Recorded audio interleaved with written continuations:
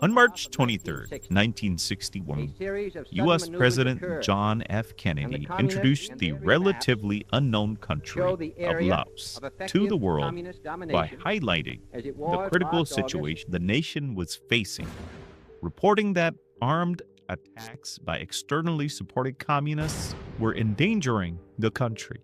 What the world did not know was that a secret war was already brewing. A people they've never heard of was getting embroiled in a conflict that would culminate into an entire secret army being utilized by America to fight against the spread of communism inside of Laos. The secret war in Laos, the epic fight that took place in the unknown country of Laos. A battlefield where communism meets capitalism.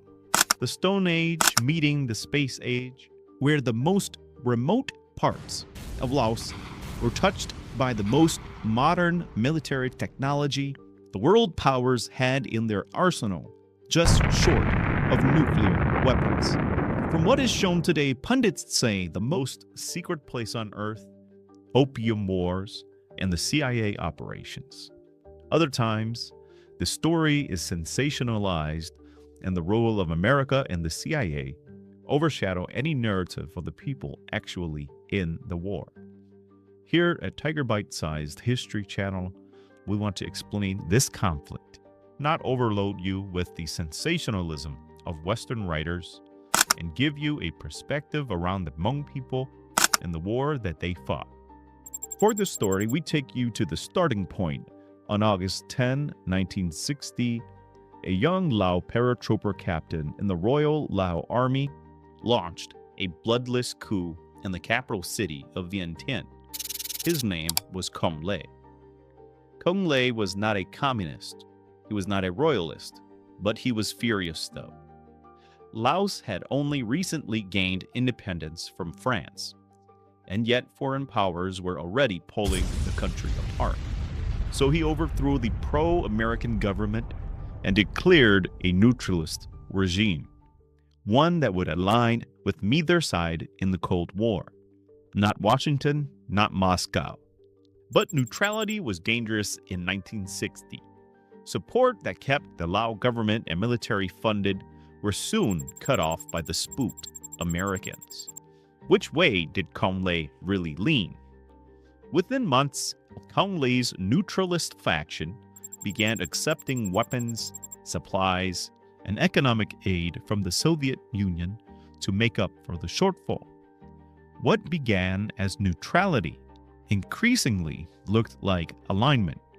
One side, you have the United States and their growing military influence and presence inside of Laos, trying to prop up a series of inexperienced, corrupt, and ailing Rightist Lao governments. From independence to the time of Kong Lei's coup, Laos had a series of prime ministers leading makeshift governments, none serving more than 3 years, and one even serving for a mere 7 days after one of the many coups. Back and forth, power shifting from one after the other, each unable to handle the communist incursions into Laos, and each failing to put the economy and government on firmer footing. On the other side, you have North Vietnam, backed by the Soviet Union and Communist China, where they supported the Communist Pathet Lao movement inside of Laos.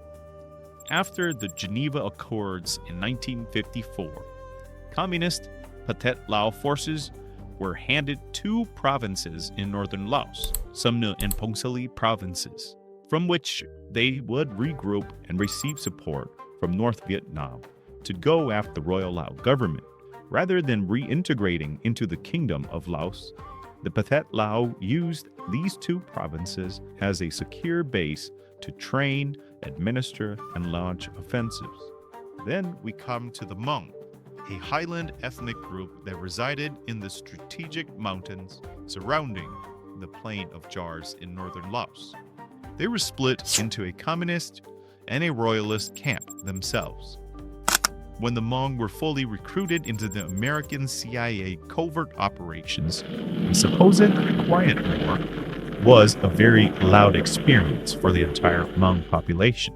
With an estimated population of around 300,000 in Laos before the secret war, the conflict would cause an estimated 30,000 casualties for men in the Hmong military, and over half of the civilians were displaced and uprooted from their ancestral homes. The Hmong population distribution were forever shifted. After Congley's coup, there was a Hmong military officer by the name of Vang Pao, who was the commander of a royalist battalion on the plain of Jars. When Congley came into power, Vang Pao's men's pay were no longer coming, as they were aligned with the Rightist forces. Vang Pao, with daring and gumption, initiated his own coup on the plain of Jars. When news of the local area military commander, General Vang Pao, who was aligned with Congley and the Neutralists, left for a meeting with Congley in Vientiane, Vang Pao organized his Hmong soldiers and Hmong community leaders to act. They seized the Sien Quam airport right before the Lao general was to return.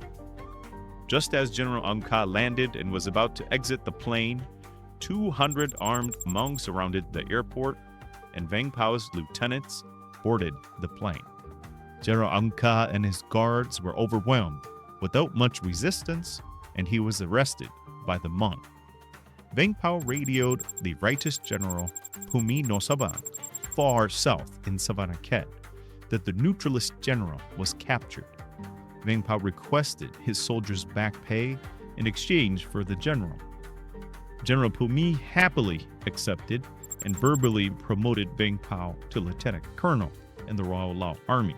Vang Pao at this time held the rank of major in command of a mixed Hmong and Lao battalion, where he was already the highest ranking Hmong in the non-communist Hmong side. However, this event made Vang Pao even more famous, and word began to spread of Vang Pao's fame. The winds of gossip about the chaos in Laos crossed the Mekong and reached the ear of one Colonel Guerilla, an American employed by the CIA training Thai border police in counterinsurgency in preparation for a future communist move into Thailand. He heard from local Hmong Thai about the famous Vang Pao and his coup on the plain of Jars. Colonel Guerilla took note of Vang Pao and waited for events to unfold in neighboring Laos. Back in Laos, as the conflict was soon to heat up, one road would decide the fate of a nation. Not a capital, not a parliament, not even a single battlefield. A road, Colonial Route 7, cutting across the northeast of Laos through mountains, valleys, and an ancient plateau known as the Plain of Jars. This was the home of the Hmong, and along this road, the foundations were laid for one of the least understood conflicts of the Cold War, America's secret war in Laos. The Plain of Jars is a high plateau, scattered with thousands of massive stone urns carved by an ancient civilization.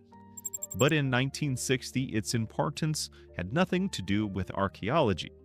The Plain of Jars sat astride the most critical overland routes connecting North Vietnam to central Laos and the major cities inside of the country.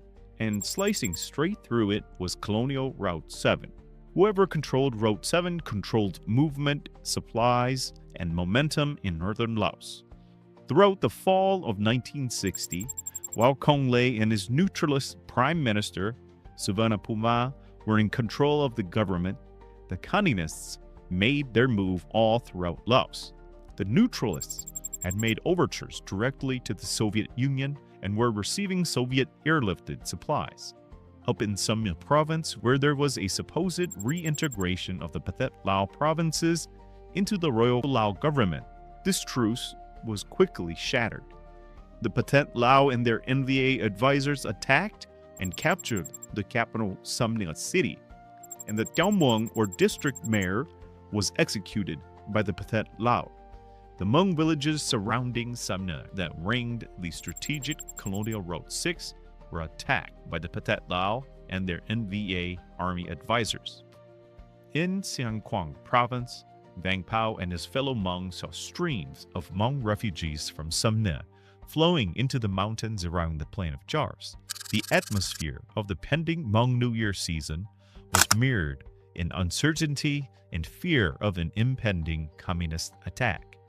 Major Vang Pao, though verbally promoted but not officially anointed as a lieutenant colonel, called upon local Hmong leaders like Tussing Sao Chia Pa and Tussing Jotong Ya to a meeting at Xiangkwang Vale's Government Center building. Here Vang Pao presented his idea of reviving an old clandestine military force called Malo, which the French had organized Hmong forces to fight the Viet Minh, the predecessor to the North Vietnamese army, during the French Indochina War that took place from 1946 to 1954.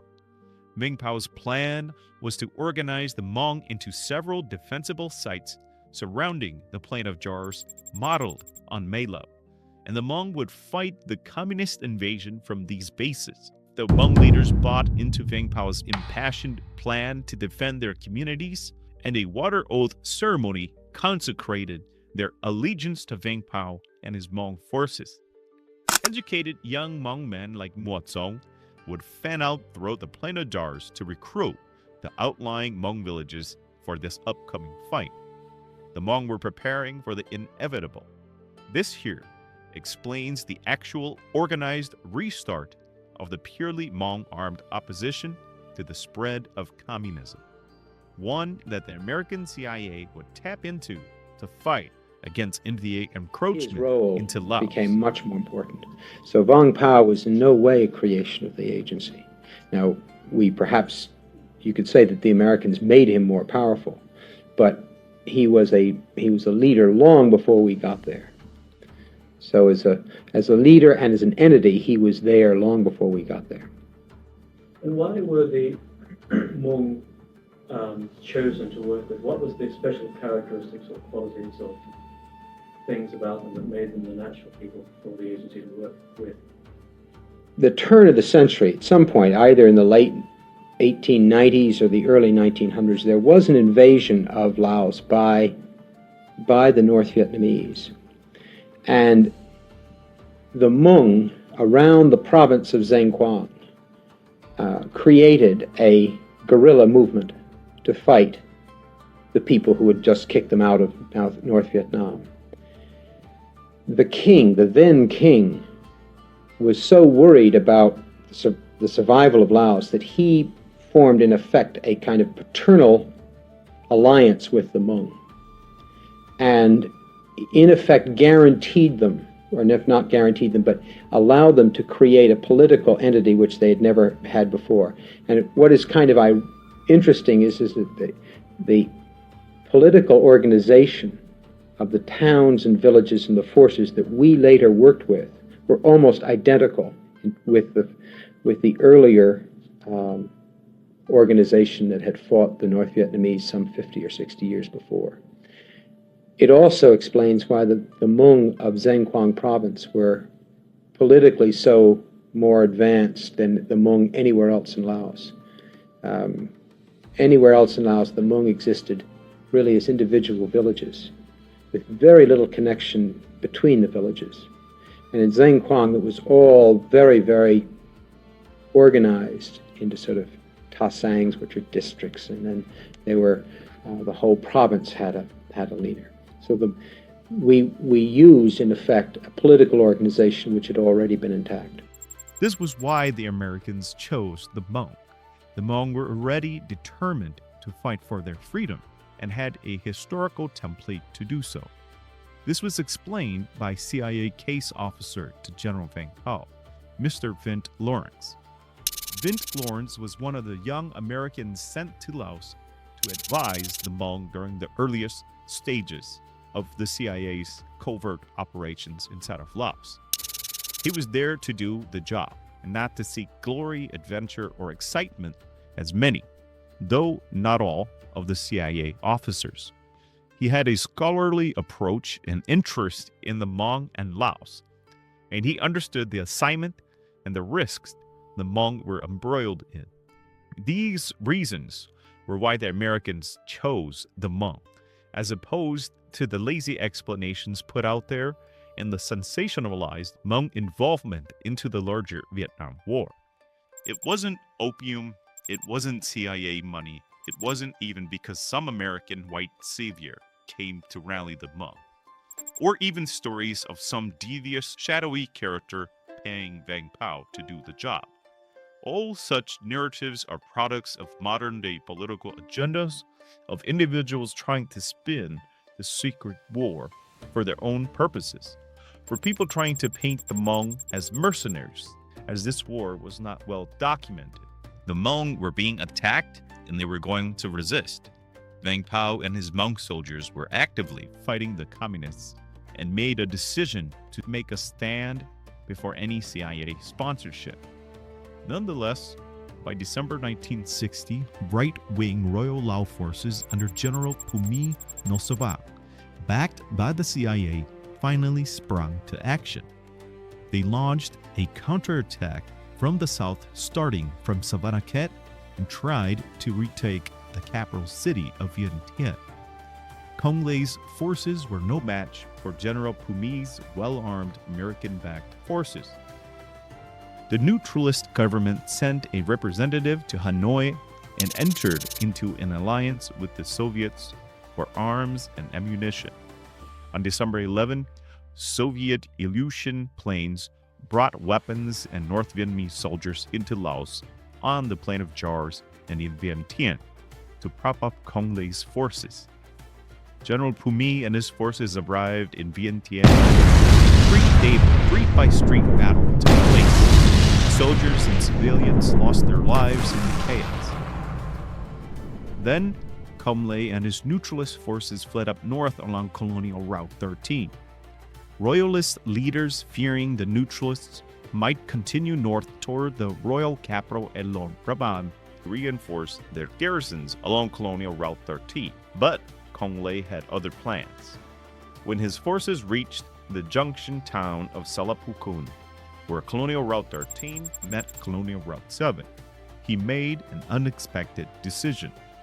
Instead of continuing north, Cong Le turned east towards the Plain of Jars, toward his new allies, the Communists. This single decision changed the war and brought the war directly into Vang Pao and his Hmong forces. As Cong Le's neutralist forces advanced eastward along Colonial Route 7, Vang Pao and his forces attempted to slow them down. Lieutenant Hang Kyo, on site at the edge of Bong Sui, witnessed the armored columns and paratroopers filling up Cong Le's ranks. He and his men laid mines and felled trees to stop the advance of Cong Le's troops. Defensive positions were hastily prepared, but the neutralists were not alone. From the east, communist forces were converging on the Plain of Jars too, tightening the noose, coming down from Colonial Route 6 in Samdun and taking over Ban Ban Valley and entering the Plain of Jars. At the time, Vang Pao commanded only a few hundred Hmong soldiers. They were outnumbered, outgunned, and rapidly losing ground. As communist and neutralist forces advanced, Hmong clan leaders began evacuating their people. Families fled into the mountains. Some regrouped at the pre-selected remote strongholds, like Bom Long, where the Hmong leader Mo Tse Po and his son Mo Si would hold it into legendary status throughout the entirety of the secret war. Others followed leaders like Tu Lu Mo and Li Neng Tong, attempting to link up with Vang Pao's forces still resisting on the Plain of Jars. By New Year's Eve of 1960, the battle was effectively decided. With Soviet weapons and support, the neutralists overwhelmed Royal Lao positions. The Plain of Jars fell under neutralist and communist control. Vang Pao and the remaining Royal Lao forces withdrew south from their base. Colonial Route 7 was now firmly in enemy hands. The neutralists and communists immediately pursued Vang Pao and the fleeing Lao government officials. Captain Kong Lei personally led forces from Pong Savan to Siang Kwa, expelling the last Royal Lao units from the plain. With ground support from Pathet Lao and NVA units, they drove relentlessly south, dislodging defensive positions one by one. By early January 1961, the Royal Lao government had been driven entirely out of northeastern Laos. Across the Mekong River in Thailand, American intelligence officers were watching closely. One of them was Bill Lair. Lair faced a dilemma. The United States could not openly intervene in Laos. The Geneva Accords prohibited foreign military involvement, but allowing North Vietnam to dominate Laos was unacceptable. And then Lair began hearing reports from local Hmong Thai sources working with his Thai paramilitary forces, the Thai Peru units, about the charismatic Hmong officer who refused to surrender. In January 1961, Bill Lair flew into Laos with Thai Peru officers searching for the retreating Hmong units of Vang Pao. They eventually made contact near the village of Kam Khai, where Tussing Jotong Ya ruled, and his scouts guided Bill Lair and a Thai colonel south. The next day, Lair received word contact had been made. He flew immediately to meet Vang Pao at Ta Viang. At Ta Viang, negotiations began under dire circumstances. Neutralist and communist forces were closing in. Ethnic Lao soldiers discussed retreating further south to join right-wing leaders in Savannakhet. But Vang Pao made a different choice. He decided to stay and fight.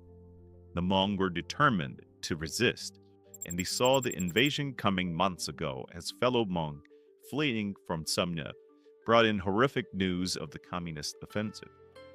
He told Bill Lair that if the United States would help, he could raise 10,000 Hmong fighters.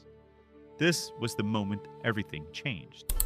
On January 13, 1961, before any agreement was finalized, Neutralist and communist forces launched a major attack in the outskirts of Ta Viang. Under fire, Lao government officials fled south. With U.S. approval, the CIA began supporting the creation of a secret Hmong army. Thai Peru advisors arrived to train the Hmong, and a new base was established in the mountain town of Padong. It was codenamed Lima Site 5. From Padong, the foundations of the secret army were laid. Hmong fighters flowed in from surrounding villages, many recruited by the lobbying of educated young Hmong men like Mo Tsong. Training was rushed, and CIA officers flew into Laos and fanned out to the pre-selected sites Vang Pao and Bill Lair agreed on. Supplies were parachuted in for the troops. The CIA launched Operation Momentum, the creation of small, dispersed training and staging camps around the Plain of Jars. These momentum sites were not designed to hold territory. They were designed to fight a guerrilla war, to raid communist positions, to ambush convoys, to sever Colonial Route 7 for the communists. On the international scene, as President Eisenhower was winding down the final days of his administration, the incoming young President John F. Kennedy was greeted with Soviet Premier Nikita Khrushchev's declaration of the Soviet Union's intention to back all wars of national liberation around the world. This emboldened the Chinese and North Vietnamese, and the Hmong felt the new communist pressure on the ground. By early 1961, the first two Hmong ADC or Auto de Choc militia companies completed training. They launched their first major raid south of Siang Kwa. Against expectations, they defeated a much larger communist force. For American planners, this was proof that the strategy could work, but the enemy was watching too. As news of Vang Pao's growing army spread, more Hmong volunteers and refugees flocked to the momentum sites, and North Vietnam responded, decisively. By March 1961, NVA units began taking direct control of operations, sidelining Comlay's Neutralists and even the Pathet Lao. A major offensive was launched against Lima Site 1 and Mong Nhan, where Vang Pao's longtime comrade, Captain Zhou Bali, defended it with Hmong and Khmu fighters. Despite fierce resistance by Hmong and Khmu, the site was overrun by experienced North Vietnamese troops. The Hmong were no longer fighting the Pathet Lao. It was full-on determined NVA soldiers. The attacks continued. Momentum sites fell one after another. From the famous American aid worker Edgar Pak Biol, or Tan Pa, to the Hmong, nearly 20,000 Hmong refugees were fleeing from around the eastern edge of the Plain of Jars. Many were in isolated sites with no food, water, nor sanitation. Pop recalled his struggle in Vientiane trying to organize supplies for the refugees, even as America was gearing up for its full-on engagement in the conflict. At the start, once the green light was given by Washington, D.C., the military-industrial complex came in. USAID, the State Department, the CIA, and the U.S. Army elbowed each other to get in on the action. Millions of dollars poured in, and new office space and green staffers came in to set up shop. However, no supplies for the Hmong refugees were available. No one even knew where Padong was located. Pak called upon his old acquaintance, the Hmong with the highest rank in the Royal Lao government, the Minister of Health and Welfare, Panya Tubilpong. From him, Pop was able to use Tubi's position as a government minister to tap into Lao government supplies from the U.S. government. With this, he was able to arrange the delivery of much-needed supplies to the Hmong refugees upcountry. All that the Hmong on the ground knew was that Tan Pop was dropping in supplies from the skies. Soon, Pop himself would parachute blindly into what he thought was Padong. Luckily, he was able to link up with Vang Pao's scouts, south of Padong, who brought him to meet Vang Pao at Lima Site 5. By late March 1961, most eastern momentum sites had been destroyed. Santeo, Talim Noi, Mong Nhan, Hmong units dispersed into the jungle, surviving according to guerrilla doctrine. In June 1961, a massive North Vietnamese regiment, the 148th Regiment, assembled on the Plain of Jars. Ignoring a supposed Geneva truce made by the great powers that spring, the NVA launched a full-scale assault on Padong. Artillery pounded the base. Wave after wave of infantry attacked Padong's perimeter. Civilians sheltered in trenches alongside fighters. On CIA advice, Vang Pao relocated his headquarters south to Pakao. From Pakao, the war continued, training expanded. Raids resumed along Road 7, and refugees continued to flood Pakao, which made it increasingly indefensible. In 1962, another political truce was signed by the opposing camps internationally, and once again, it changed nothing on the ground. Vang Pao briefly captured Padong and several momentum sites, but he knew a permanent solution was needed. He chose Long Chang, hidden in a mountain valley, defensible and remote. Officially designated Lima Site 30, unofficially called Lima Site 20 Alternate, or LS-20A. From Long Chang, the secret army would grow into a force capable of challenging the NVA itself. Long Chang would become the busiest airport in all of Asia, and unofficially the second largest city in Laos. This was the end of the beginning.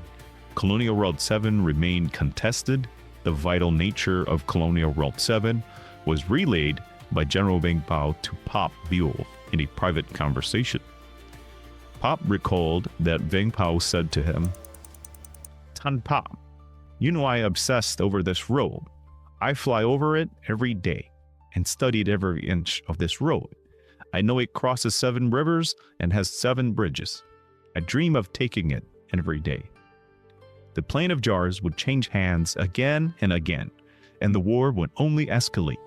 This was part 1 of the Hmong Secret War history series, The Road That Decided a War, and the war had only just begun.